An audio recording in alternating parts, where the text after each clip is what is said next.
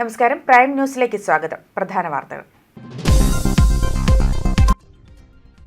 മുണ്ടക്കയം മദമ്പയിൽ കാട്ടാന ആക്രമണത്തിൽ മധ്യവയസ്കൻ കൊല്ലപ്പെട്ടു. മരിച്ചത് ടാപ്പിംഗ് തൊഴിലാളി പുരുഷോത്തമൻ. ആക്രമണം സ്വകാര്യ എസ്റ്റേറ്റിലെ ടാപ്പിംഗിനിടെ. പാലാ റിവർവ്യൂ റോഡിൽ RV പാർക്കിൽ മണ്ണ് മാറ്റുന്നതിനിടെ മരം കടപുഴകി വീണു. വിദ്യാർത്ഥികൾ ഉൾപ്പെടെയുള്ളവർ രക്ഷപ്പെട്ടത് തലനാരിഴയ്ക്ക്. അപകടം JCB ഡ്രൈവറുടെ അശ്രദ്ധ മൂലമെന്ന് പരാതി. വിവാദം ഒഴിയാതെ കൂത്താട്ടുകുളം നഗരസഭ. ഭരണം നടത്തുന്നതിനുള്ള ഭൂരിപക്ഷം LDF-നില്ലെന്ന് UDF. ജനാധിപത്യം തകർക്കുന്ന നടപടികളാണ് ഇടതുപക്ഷം നടത്തിയത്. അവിശ്വാസ പ്രമേയം വീണ്ടും അവതരിപ്പിക്കണമെന്നത് കൂട്ടായ തീരുമാനമെന്നും UDF. കാരിക്കോടുള്ള വൃദ്ധജനങ്ങളുടെ സംരക്ഷണ കേന്ദ്രം വെറുതെ കിടന്ന് നശിക്കുന്നു. 1 വർഷം മുൻപ് ഉദ്ഘാടനം ചെയ്ത കെട്ടിടം തുറന്നിട്ടേയില്ല. കെട്ടിടം ഇഴജന്തുക്കളുടെ താവളം. സമീപത്തെ അംഗൻവാടി കുട്ടികൾക്കും ഭീഷണി. വാർത്തകൾ വിശദമായി.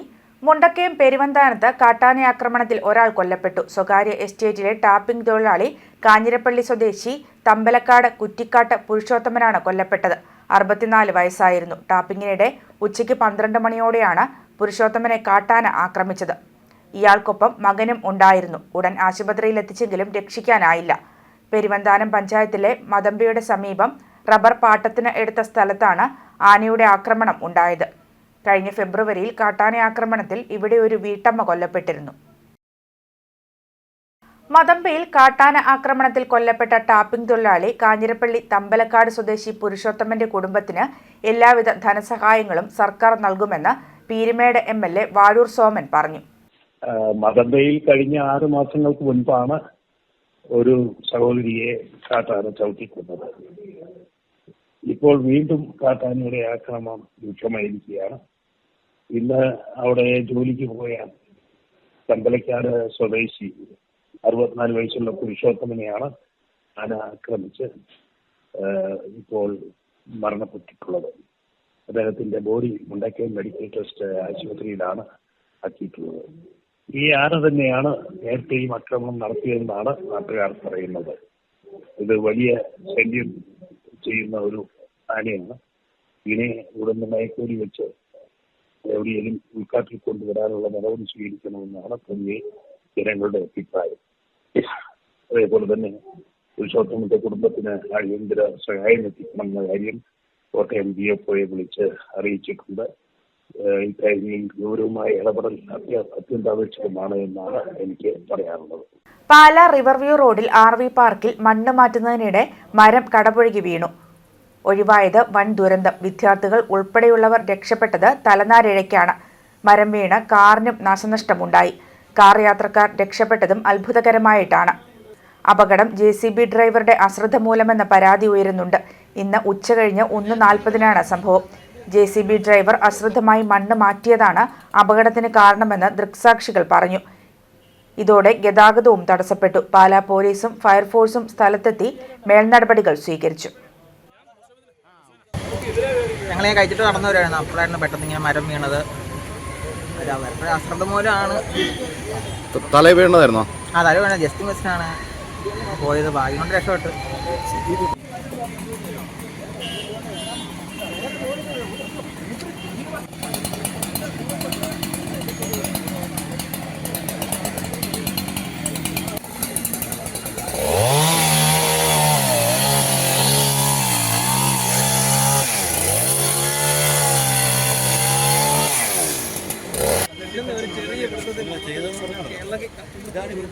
മുഴുവൻ വർഷങ്ങൾ ഇങ്ങനത്തെ പണിയാണ്.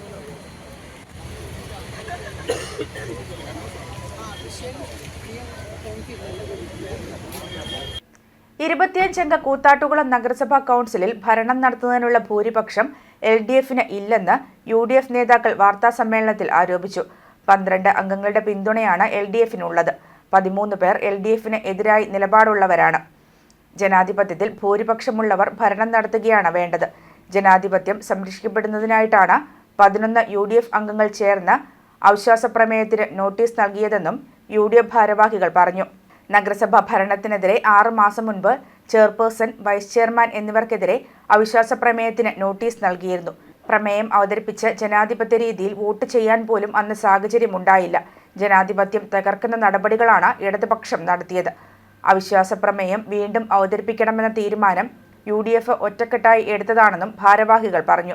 Congress block president PC Jose, മണ്ഡലം പ്രസിഡന്റ് റെജി ജോൺ, UDF കൗൺസിലർമാരായ Prince Paul John, CA Thankachan, Baby Keeranthadam, PC Bhaskaran, advocate Boban Varghese, Maria Goretti, Lissy Jose, Jijo T Baby, CB Kottaram, John Abraham തുടങ്ങിയവർ പങ്കെടുത്തു. ജനാധിപത്യം സംരക്ഷിക്കപ്പെടുക എന്നുള്ളത് തന്നെയാണ് ഓരോ പൊതുപ്രവർത്തകന്റെയും അല്ലെങ്കിൽ രാഷ്ട്രീയ പ്രവർത്തകന്റെയും ആത്യന്തികമായിട്ടുള്ള ലക്ഷ്യം. കാരണം നമുക്കറിയാം, ഈ രാജ്യം സ്വാതന്ത്ര്യം പ്രാപിച്ചത് തന്നെ നമ്മുടെ ജനാധിപത്യ അവകാശങ്ങൾ സംരക്ഷിക്കപ്പെടുന്നതിന് വേണ്ടി തന്നെയാണ്. അപ്പോൾ കൂത്താട്ടുകുളം നഗരസഭയിൽ ഒരു അവിശ്വാസം അവതരിപ്പിച്ച് അത് ചർച്ച ചെയ്ത് അതിനാവശ്യമായിട്ടുള്ള അവരുടെ ജനാധിപത്യ അവകാശമായ വോട്ട് അവിടെ വിനിയോഗിക്കുവാനുള്ള ഒരു അവകാശം സംരക്ഷിക്കപ്പെടണമെന്നുള്ളത് കൂത്താട്ടുകുളത്തെ മാത്രമല്ല, ഈ രാജ്യത്ത് അത് ഉണ്ടാകണം എന്നുള്ളതിൻ്റെ ഉത്തമമായ ആഗ്രഹത്തോടും വിശ്വാസത്തോടും കൂടി തന്നെയാണ് ഈ അവിശ്വാസം അവതരിപ്പിക്കുന്നത്. അതിനകത്ത് യാതൊരുവിധ ആശങ്കയോ അതിനകത്ത് യാതൊരുവിധ ഭയമോ ഇല്ല. പെരുവ കാരിക്കോട് 1 വർഷം മുൻപ് ഉദ്ഘാടനം ചെയ്ത വൃദ്ധജനങ്ങളുടെ സംരക്ഷണ കേന്ദ്രം ഇഴജന്തുക്കളുടെ താവളമായി മാറി. ജില്ലാ സാമൂഹിക വകുപ്പിന്റെ നേരിട്ടുള്ള നിയന്ത്രണത്തിലുള്ള സ്ഥാപനം ഉദ്ഘാടനം ചെയ്തതല്ലാതെ തുറന്നുകൊടുക്കുകയോ ഒരാളെ പോലും താമസിപ്പിക്കുകയോ ചെയ്തിട്ടില്ല.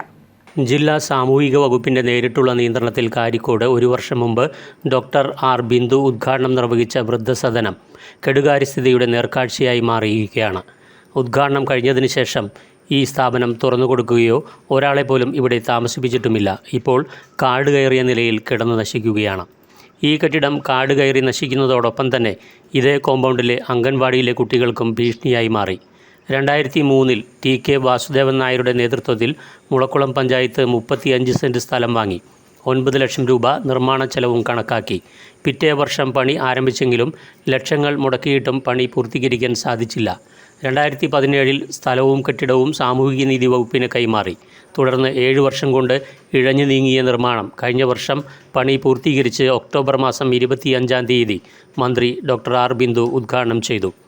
സാമൂഹ്യ വകുപ്പിൻ്റെ കീഴിൽ തിരുവഞ്ചൂരിൽ ഉള്ള വൃദ്ധസദനത്തിലെ അടിസ്ഥാന സൗകര്യങ്ങളുടെ കുറവ് മൂലം അവിടുത്തെ 26 അന്തേവാസികളെ കാരിക്കോടുള്ള പുതിയ 2 നില കെട്ടിടത്തിലേക്ക് മാറ്റുമെന്ന് ജനപ്രതിനിധികളും ഉദ്യോഗസ്ഥരും പറഞ്ഞിട്ടും നാളിതുവരെ നടപ്പാക്കിയില്ല എന്ന് പരാതി ഉയരുന്നു.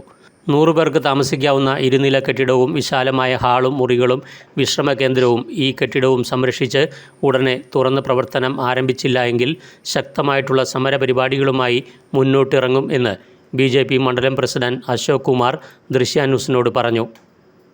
കേരള സർക്കാരിൻ്റെ സാമൂഹ്യനീതി വകുപ്പിൻ്റെ കീഴിൽ മുളക്കുളം പഞ്ചായത്ത് പണികഴിപ്പിച്ച ഒരു വൃദ്ധസദനമാണ് ഈ കാണുന്നത്.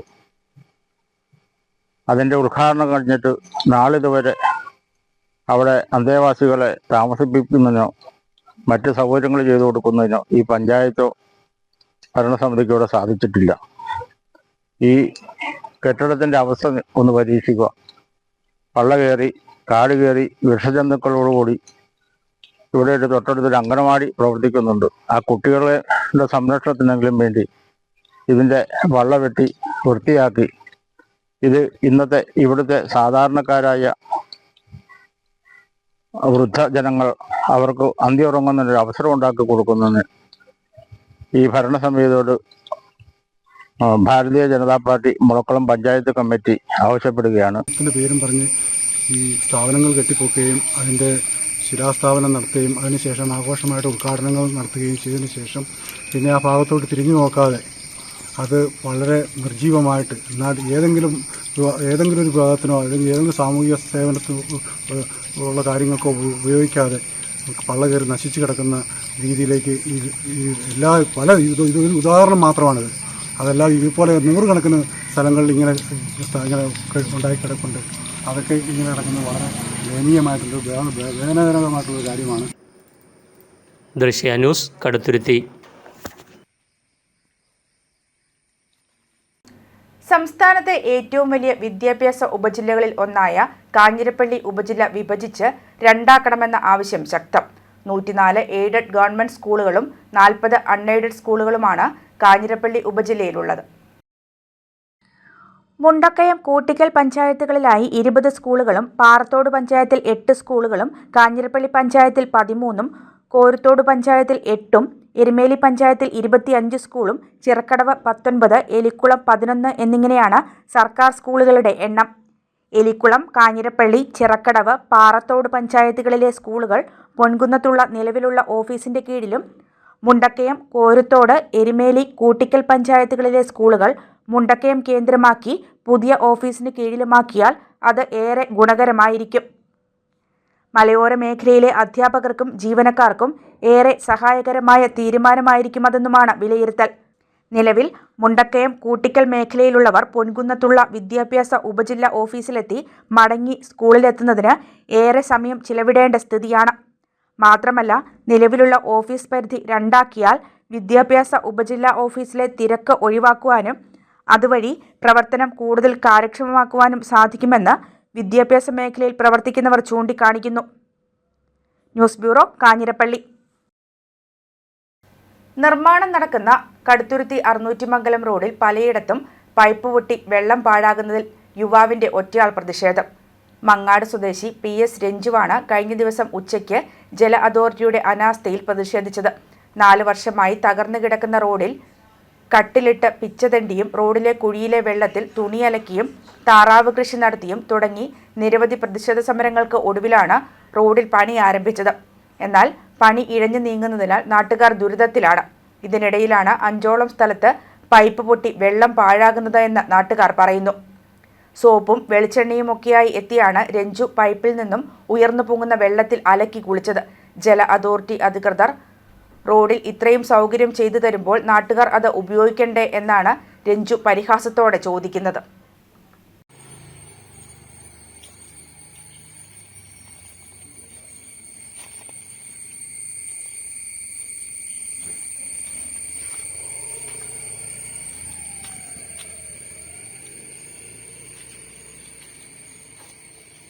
സംരക്ഷണ ഭിത്തി തകർന്ന് വീട് അപകടാവസ്ഥയിൽ. വാഴത്തോപ്പ് പഞ്ചായത്തിൽ പാറേമാവ് 10 ഏക്കർ പനവേലിക്കാട്ടിൽ സുനിൽകുമാറിന്റെ വീടാണ് സംരക്ഷണ ഭിത്തി ഇടിഞ്ഞ് വീട് അപകടാവസ്ഥയിലായത്. കഴിഞ്ഞ ദിവസത്തെ ശക്തമായ മഴയിലാണ് വാഴത്തോപ്പ് പഞ്ചായത്തിൽ 10ാം വാർഡിൽ താമസിക്കുന്ന പനവേലിക്കാട്ടിൽ സുനിൽകുമാറിന്റെ വീടിന്റെ സംരക്ഷണ ഭിത്തി ഇടിഞ്ഞ് വീട് അപകടാവസ്ഥയിലായത്. കഴിഞ്ഞ വർഷത്തെ കാലവർഷത്തിൽ സംരക്ഷണ ഭിത്തിയുടെ കുറച്ച് ഭാഗം ഇടിഞ്ഞിരുന്നു. അന്ന് വീടിൻ്റെ അപകടാവസ്ഥയെ കാണിച്ച് സുനിൽകുമാർ വില്ലേജ് ഓഫീസ്, തദ്ദേശ സ്വയംഭരണ വകുപ്പ്, കളക്ടർ എന്നിവർക്ക് പരാതി നൽകിയെങ്കിലും യാതൊരു നടപടിയും ഉണ്ടായില്ല. കഴിഞ്ഞ ദിവസത്തെ ശക്തമായ മഴയിൽ വീടിൻ്റെ സംരക്ഷണ ഭിത്തി പൂർണ്ണമായും ഇടിഞ്ഞ് വീട് അപകടാവസ്ഥയിലായി. കഴിഞ്ഞ വർഷം ഇടിഞ്ഞു പോയത് കെട്ടാണ്. അത് ഈ വർഷം വന്ന് ഇവിടെ മാന്തി കഴിഞ്ഞപ്പോൾ വീണ്ടും ബാക്കിയോടെ ഇടിഞ്ഞു പോയി.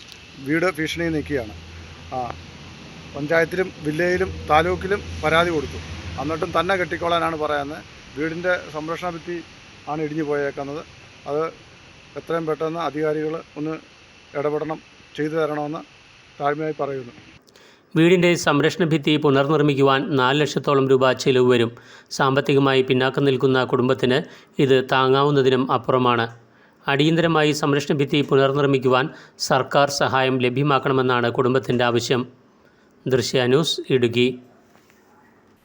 ലഹരി വസ്തുക്കളുടെ ഉപയോഗം മൂലം മക്കളിലുണ്ടാകുന്ന സ്വഭാവ വ്യതിയാനങ്ങളും മാനസിക ശാരീരിക പ്രശ്നങ്ങളും തിരിച്ചറിയുന്നതിനും അതിൽ നിന്നും അവരെ മോചിപ്പിക്കുന്നതിനും അമ്മമാരെ പ്രാപ്തരാക്കുന്നതിനായി ചങ്ങനാശ്ശേരിയിൽ അമ്മമാരുടെ കൂട്ടായ്മ ഒരുങ്ങുന്നു.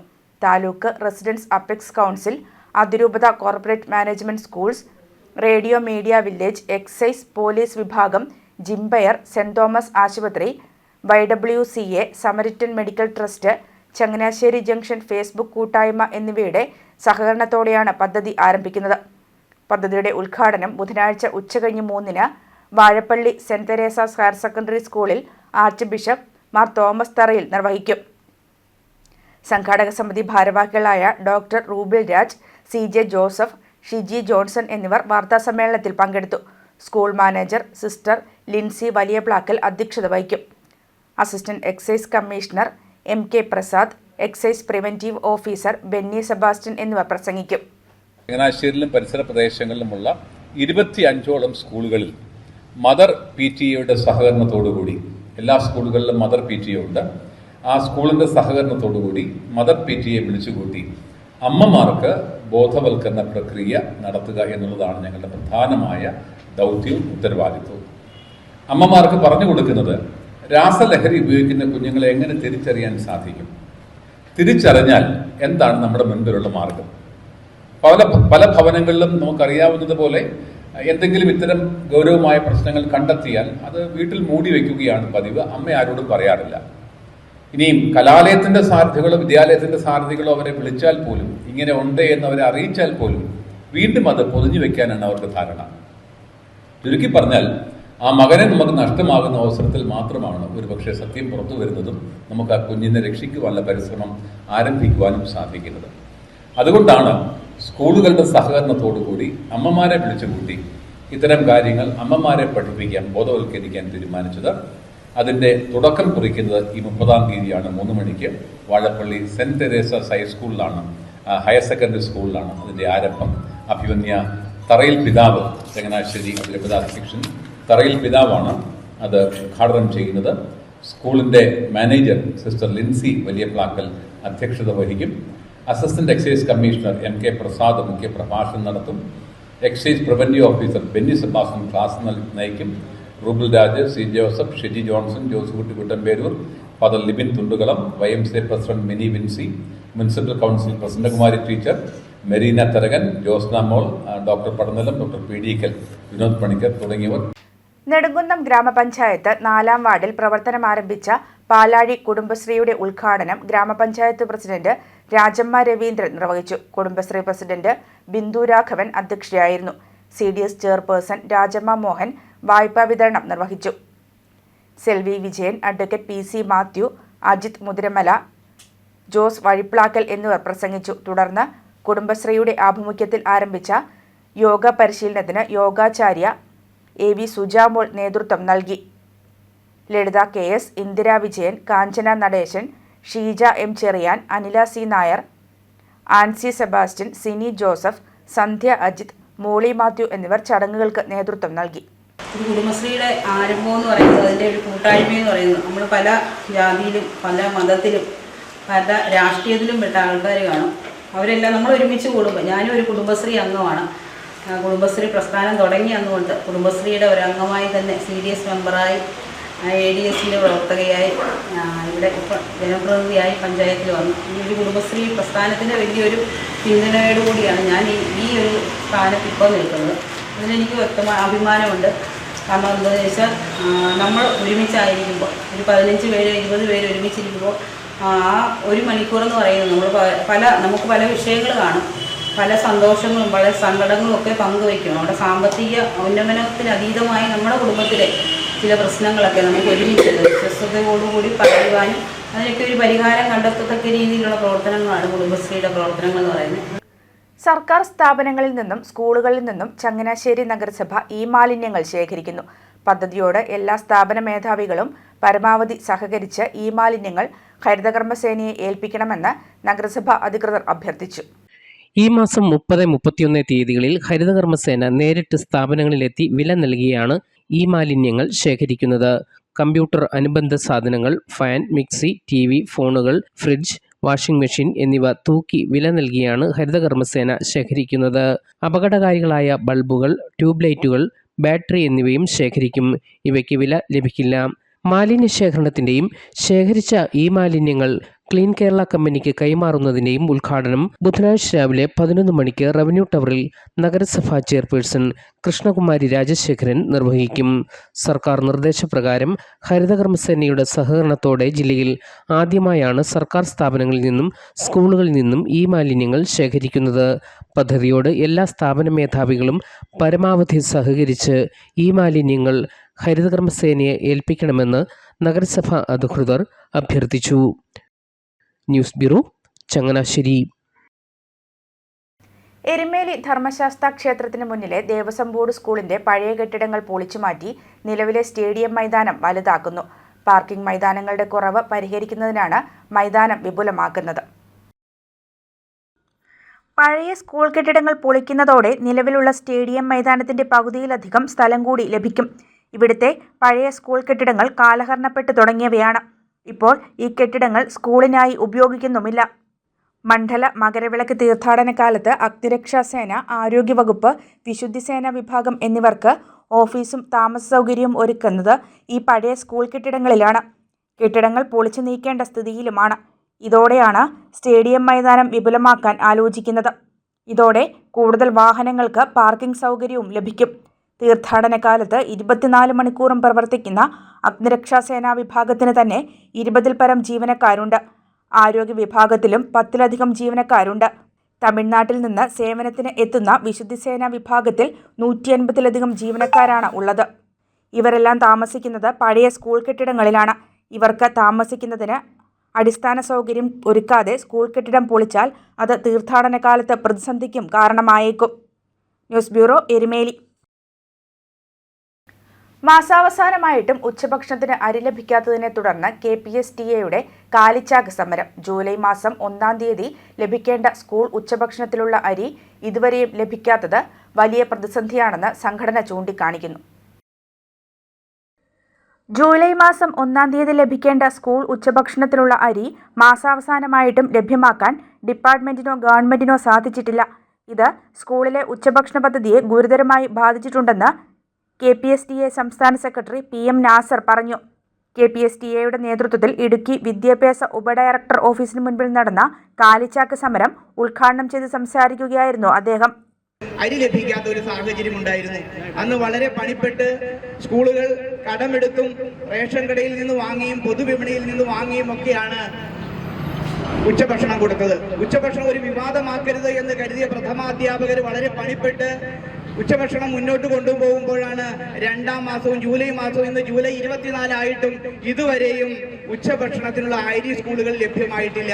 ഈ മാസം അവസാനിക്കാൻ ഇനി 6 ദിവസങ്ങൾ മാത്രം ബാക്കി നിൽക്കെ ഇതുവരെയും അരി സ്കൂളുകളിൽ എത്തിക്കാത്ത സർക്കാരിന്റെ ധാർഷ്ട്യം, ഡിപ്പാർട്ട്മെന്റിന്റെ ധാർഷ്ട്യം, ഇതുമായി ബന്ധപ്പെട്ട് പലതവണ DD അടക്കമുള്ള വിദ്യാഭ്യാസ ഓഫീസർമാരെ നമ്മൾ കാണുകയും അവരോട് പരാതിപ്പെടുകയും ചെയ്തതാണ്. പക്ഷേ പത്രക്കാർ ചോദിച്ചപ്പോൾ ഇവിടുത്തെ വിദ്യാഭ്യാസ ഓഫീസർമാർ പറയുന്നത് ഞങ്ങളോട് ആരും പരാതി പറഞ്ഞിട്ടില്ല എന്നാണ്. അടിക്കടി AEO സ്കൂളുകളിൽ അരി സംബന്ധമായ വിവരങ്ങൾ അന്വേഷിക്കുമ്പോൾ അതുമായി ബന്ധപ്പെട്ട ഗൂഗിൾ ഷീറ്റിലെ എല്ലാ ഹെഡ്മാസ്റ്റർമാരും അരി ലഭിച്ചിട്ടില്ല എന്ന് രേഖപ്പെടുത്തി കൊടുത്തിട്ടും ഇവിടുത്തെ ന്യൂൺ മീൽ ഓഫീസർമാരടക്കം നിമിഷന്മാരടക്കം ഏതവനായാലും ഇത്തരത്തിലുള്ള ധാർഷ്ട്യവുമായി നിൽക്കുമ്പോൾ അത് നോക്കി നിൽക്കാനായിട്ട് KPSTക്ക് കഴിയില്ല. അതുകൊണ്ട് തന്നെയാണ് ഞങ്ങൾ ഈ കാലിച്ചാക്ക് സമരവുമായിട്ട് മുന്നോട്ട് വന്നിട്ടുള്ളത്. അരി ലഭ്യമാക്കേണ്ട ഉത്തരവാദിത്വം ഗവൺമെന്റിനും ഡിപ്പാർട്ട്മെന്റിനുമാണ്. ഇത് ലഭിക്കുന്നതിന് എന്തെങ്കിലും തടസ്സമുണ്ടെങ്കിൽ ആ തടസ്സങ്ങൾ പരിഹരിക്കുന്നതിന് വേണ്ട മാർഗങ്ങളാണ് നോക്കേണ്ടത്. അത് നോക്കാതെ നിരുത്തരവാദപരമായിട്ട് അരി ലഭിച്ചിട്ടില്ല എന്ന്, അരി ലഭിക്കാത്തതിനെ കുറിച്ച് പരാതി ലഭിച്ചിട്ടില്ല എന്ന മുട്ട് ന്യായം പറഞ്ഞ് രക്ഷപ്പെടാനുമെന്ന് ഒരു വിദ്യാഭ്യാസ ഓഫീസർമാരും കരുതേണ്ടതില്ല. ഇതുമായി ബന്ധപ്പെട്ട് സിവിൽ സപ്ലൈയുമായി ബന്ധപ്പെട്ടപ്പോൾ അവ കൂലിത്തർക്കം കാരണമാണ് അരി ഇറക്കാൻ കഴിയാത്തതെന്നാണ് അറിയാൻ കഴിഞ്ഞത്. കൂലിത്തർക്കമായാലും എന്തായാലും അത് പരിഹരിച്ച് കൊരുന്നുകൾക്ക് ഉച്ചഭക്ഷണം കൊടുക്കുന്നതിനുള്ള അരി ലഭ്യമാക്കുന്നതിന് വേണ്ട നടപടികൾ സ്വീകരിക്കേണ്ട ഉത്തരവാദിത്വം ഡിപ്പാർട്ട്മെന്റിനുണ്ട്. വിദ്യാഭ്യാസ ഓഫീസർമാരെ അടക്കം കണ്ട് നിരവധി തവണ ആവശ്യപ്പെട്ടിട്ടും അരി ലഭ്യമാക്കുന്നതിന് ഇനിയും സാധിച്ചിട്ടില്ല. പൊതുവിപണിയിൽ നിന്ന് അരി വാങ്ങിയാണ് പല സ്കൂളുകളും ഇതുവരെയും ഉച്ചഭക്ഷണം മുടങ്ങാതെ നടത്തിക്കൊണ്ടു പോയിട്ടുള്ളത്. ജൂൺ മാസത്തിലും അരി കിട്ടാത്ത പ്രതിസന്ധി ഉണ്ടായി. സിവിൽ സപ്ലൈസ് ഗോഡൌണിൽ അരി ഇറക്കുന്നതിനുള്ള കൂലിത്തർക്കമാണ് ലഭ്യമാക്കുന്നതിന് തടസ്സമായിട്ടുള്ളതെന്നാണ് അവർ പറയുന്നത്. തൊടുപുഴ ഉപജില്ലാ ഓഫീസിൽ ഫയലുകൾ കെട്ടിക്കിടക്കുകയാണ്. ഭിന്നശേഷി പ്രശ്നം പറഞ്ഞ് അധ്യാപകരെ ദിവസക്കൂലിക്കാരാക്കി മാറ്റിയ ഗവൺമെന്റ് ദിവസവേതന ബില്ലുകൾ പോലും മാസങ്ങളോളമായി പാസാക്കാതെ അതിനു മുന്നിൽ അടയിരിക്കുന്ന ഉദ്യോഗസ്ഥ വൃന്ദമാണ് ഉള്ളത്. അരി ലഭ്യമാക്കുന്നത് ഉൾപ്പെടെയുള്ള കാര്യങ്ങളിൽ ഉടൻ തീരുമാനമായില്ലെങ്കിൽ ശക്തമായ സമരപരിപാടികളുമായി മുന്നോട്ടു പോകുമെന്നും KPSTA അറിയിച്ചു. ഉച്ചഭക്ഷണം നൽകുന്നത് നിർത്തിവെക്കുന്നത് ഉൾപ്പെടെയുള്ള കാര്യങ്ങൾ ആലോചിക്കേണ്ടി വരുമെന്നും അവർ പറയുന്നു. സംസ്ഥാന നിർവാഹക സമിതി അംഗം ബിജോയ് മാത്യു അധ്യക്ഷത വഹിച്ചു. ജില്ലാ സെക്രട്ടറി സുനിൽ T. തോമസ്, ജില്ലാ ട്രഷറർ ഷിൻഡോ ജോർജ്, സംസ്ഥാന കൗൺസിലർ സജി മാത്യു തുടങ്ങിയവർ പ്രസംഗിച്ചു. News bureau, Thodupuzha. Idukki medical college ആശുപത്രിയുടെ സംരക്ഷണ ഭിത്തി അപകടാവസ്ഥയിൽ. ഏത് നിമിഷവും നിലംപൊത്താവുന്ന കൽക്കെട്ട് വാഹന കാൽനട യാത്രികർക്ക് വലിയ അപകട ഭീഷണിയാണ്.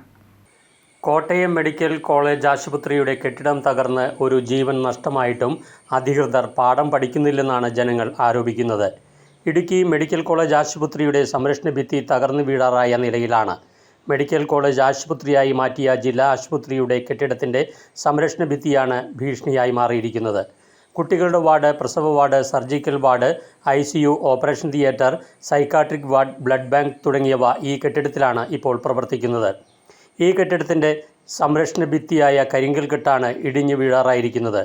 മെഡിക്കൽ കോളേജ് ആശുപത്രിയിലേക്കുള്ള റോഡിലേക്കാണ് കരിങ്കൽ ഭിത്തി തകർന്നാൽ വീഴുക. 20 അടിയിലേറെ ഉയരമുള്ള സംരക്ഷണ ഭിത്തി തകർന്നാൽ ആശുപത്രി കെട്ടിടവും അപകടത്തിലാവും. ആയിരക്കണക്കിന് ആൾക്കാർ വാഹനവും ഇവിടെ വരുന്ന മെഡിക്കൽ കോളേജിൽ വരുന്ന രോഗികളും ഒക്കെ സഞ്ചരിക്കുന്ന മെയിൻ റോഡാണിത്. വർഷങ്ങൾക്ക് മുമ്പ് പണിത ഈ കെട്ടാണ് ആശുപത്രിയുടെ സംരക്ഷണ ഭിത്തിയാണ്. ഇത് ഏത് സമയത്തും ഇടിഞ്ഞ് താഴെ പോകും. ഇത് ബന്ധപ്പെട്ട അധികാരികളോട് വർഷങ്ങളായിട്ട് നമ്മളിത് ചൂണ്ടിക്കാണിച്ചാണ്. ഇത് ഏത് സമയം ഇടിഞ്ഞു വീഴും, ജനങ്ങൾക്കും സ്വത്തിനും ജീവനും ഒക്കെ സംരക്ഷണം നൽകണമെന്ന് പറഞ്ഞ് ആരും തിരിഞ്ഞു പോലും നോക്കുന്നില്ല. ഓരോ ദിവസം കഴിയുന്നതോറും അതിൻ്റെ കല്ലുകൾ ഓരോന്നോരോന്നായിട്ട് ഇടിഞ്ഞു പൊയ്ക്കൊണ്ടിരിക്കുക. ഇപ്പോഴാണെങ്കിൽ ഒരു 10 മീറ്റർ ഒന്ന് അത്രയുടെ പോയ ഭാഗം ഒന്ന് പണിതാൽ ഈ വലിയൊരു ദുരന്തം ഒഴിവാകും. ബന്ധപ്പെട്ട അധികാരികൾ ഇത് കണ്ടില്ല എന്ന് നടിക്കല്. ഇവിടെ വരുന്ന ആൾക്കാരുടെ ജീവനും സ്വത്തിനും സംരക്ഷണം നൽകണം. സദാനേരവും വാഹനവും ജനങ്ങളും സഞ്ചരിക്കുന്ന റോഡിലേക്ക് കരിങ്കൽ കെട്ട് തകർന്നു വീണാൽ വൻ ദുരന്തം തന്നെയായിരിക്കാം സംഭവിക്കുക. 10 അടിയിലേറെ നീളത്തിൽ കരിങ്കൽ കെട്ട് പുറത്തേക്ക് തള്ളിയിട്ടുണ്ട്. കരിങ്കല്ലുകൾ ഇളകി ഏത് നിമിഷവും താഴെ വീഴാവുന്ന നിലയിലുമാണ്. സംരക്ഷണ ഭിത്തി കാടുകയറി മൂടിയിരിക്കുന്നതിനാൽ അപകട ഭീതി കൂടാതെയാണ് ആളുകൾ ഇതുവഴി ഇപ്പോൾ സഞ്ചരിക്കുന്നത്. അടിയന്തരമായി ആശുപത്രിയുടെ സംരക്ഷണ ഭിത്തി ബലപ്പെടുത്താനാവശ്യമായ നടപടി സ്വീകരിക്കണമെന്നാണ് നാട്ടുകാരുടെ ആവശ്യം. ദൃശ്യ ന്യൂസ്, ഇടുക്കി. കാഞ്ഞിരപ്പള്ളി കുന്നും ഭാഗത്ത് വീണ്ടും വ്യാപക മോഷണ ശ്രമം. 2 ദിവസങ്ങളിലായി 9 വീടുകളിലാണ് മോഷണ ശ്രമങ്ങൾ നടന്നത്.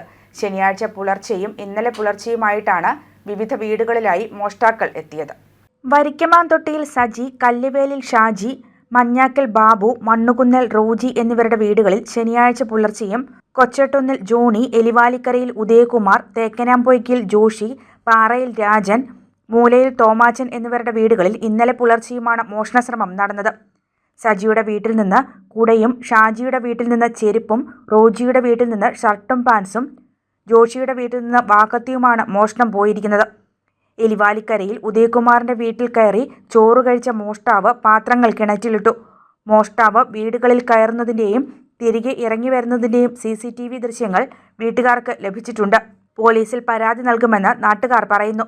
കുന്നുംഭാഗം മറ്റത്തിൽപ്പടി റോഡിലും കുന്നുംഭാഗം പൈനുങ്കൽപ്പടി റോഡിലുമാണ് മോഷ്ടാക്കൾ വിലസുന്നത്. ഈ ഭാഗങ്ങളിൽ രാത്രികാല പോലീസ് പട്രോളിംഗ് ശക്തമാക്കണമെന്നും മോഷ്ടാക്കളെ പിടികൂടാനുള്ള നടപടി അധികൃതർ സ്വീകരിക്കണമെന്നും നാട്ടുകാർ ആവശ്യപ്പെട്ടു. വർഷങ്ങൾക്ക് ശേഷം വീണ്ടും മേഖലയിൽ മോഷണശ്രമം ഉണ്ടായിരിക്കുന്നത് ജനങ്ങളിൽ പരിഭ്രാന്തി സൃഷ്ടിച്ചിരിക്കുകയാണ്. News bureau, Kanjirappally. Ettumanoor government ITIയുടെ കോമ്പൗണ്ട് തെരുവ് നായ്ക്കളുടെ വിഹാരകേന്ദ്രമാകുന്നു. നായ്ക്കൾ പെറ്റുപെരുകിയതോടെ വിദ്യാർത്ഥികളും അധ്യാപകരും ജീവനക്കാരും കാൽനടയാത്രക്കാരും ഉൾപ്പെടെയുള്ളവർ ഭയത്തോടെയാണ് ഇവിടെ കടന്നുപോകുന്നത്. ITIയുടെ പ്രധാന സ്റ്റേജുകളിലും വർക്ക്ഷോപ്പുകളിലും തെരുവ് നായ്ക്കൾ കൂട്ടമായി വന്നു കിടക്കുകയാണ്. സ്റ്റേജിൽ പരിപാടി നടക്കുന്ന സമയത്ത് പോലും നായ്ക്കൾ വിദ്യാർത്ഥികളുടെ ഇടയിലൂടെ ഓടി നടക്കുന്നു. നായശല്യം രൂക്ഷമായതോടെ ITI അധികൃതർ കളക്ടർക്കും അതിരമ്പുഴ പഞ്ചായത്തിലും പരാതി നൽകിയിരുന്നു. തുടർന്ന് അധികൃതർ എത്തി ഏതാനും നായ്ക്കളെ വന്ധീകരണം നടത്തി. പലരും നായ്ക്കളെ ITI കോമ്പൗണ്ടിൽ ഉപേക്ഷിക്കുന്നതായും ചിലർ സന്ധ്യാസമയങ്ങളിൽ ഭക്ഷണം എത്തിച്ചു നൽകുന്നതായും പരാതിയുണ്ട്. ITI കോമ്പൗണ്ടിൽ തെരുവ് നായ്ക്കളുടെ വലിയ കൂട്ടം കാണപ്പെട്ടതോടെ അധ്യാപകരും വിദ്യാർത്ഥികളും ജീവനക്കാരുമെല്ലാം ഭയത്തോടെയാണ് ഇവിടെ വന്നുപോകുന്നത്. നമ്മുടെ ഏറ്റവും ITIയിൽ ഒരു 10-40 പട്ടിയോളം കിടപ്പുണ്ട്. അതായത് വളർത്തിയിട്ട് ബെൽറ്റോട് കൂടി കൊണ്ടുവന്ന് അതിൻ്റെ വാതിക്കലോട് കൊണ്ട് തള്ളുവാണ്. അപ്പം 10,000 കുഞ്ഞുങ്ങളോളം അവിടെ പഠിക്കുന്നുണ്ട്. പിള്ളേർക്ക് ഭീഷണി, മറ്റുള്ള ജീവനക്കാർക്കെല്ലാം ഭീഷണിയാണ് ഈ പട്ടികൾ പെറ്റുപെരുകിയിട്ട്. അപ്പോൾ അതുങ്ങൾക്ക് ഭക്ഷണം കിട്ടാതെ വരുമ്പോഴത്തേനും അത് ആക്രമിക്കുന്ന രീതിയിലാണ് വന്നുകൊണ്ടിരിക്കുന്നത്. അതുപോലെ തന്നെ അതിരമ്പുഴ പഞ്ചായത്തിൻ്റെ കീഴിൽ വന്ധീകരിക്കാനായിട്ട് ഒരു വന്ധീകരിക്കുന്ന ഇത് അവിടെ നിന്ന് വന്ന് പട്ടികളെല്ലാം കുറേ എണ്ണത്തെ പിടിച്ചു വന്ധീകരിച്ചു. പക്ഷേ പിന്നെയും പട്ടി പെറ്റുപെരുകി അതിൻ്റെ അകത്ത് പിന്നെയും കുഞ്ഞുങ്ങൾ ഇരട്ടിക്കുവാണ് അതിൻ്റെ ചെയ്യുന്നത്. വിദ്യാർത്ഥികളുടെ പുറകെ നായ്ക്കൾ കൂട്ടമായി നടക്കുന്ന കാഴ്ചയും ഇവിടെയുണ്ട്. റോഡിലൂടെ സഞ്ചരിക്കുന്ന കാൽനട വാഹനയാത്രക്കാർക്കും ഭീഷണി ഉയർത്തി തെരുവ് നായ്ക്കൾ ITIയുടെ പ്രവേശന കവാടത്തിന് മുന്നിലും വന്ന് തമ്പടിക്കുന്നുണ്ട്. വിദ്യാർത്ഥികൾക്ക് ഉൾപ്പെടെയുള്ളവർക്ക് ഭീഷണിയായി ഇവിടെ കൂട്ടം കൂടിയിരിക്കുന്ന തെരുവ് നായ്ക്കളെ ഉന്മൂലനം ചെയ്യുന്നതിനുള്ള നടപടി അധികൃതരുടെ ഭാഗത്തു നിന്നും ഉണ്ടാകണമെന്നാണ് ആവശ്യമുയരുന്നത്. News bureau, Kottayam. Prime news പൂർണ്ണമാകുന്നു. നമസ്കാരം.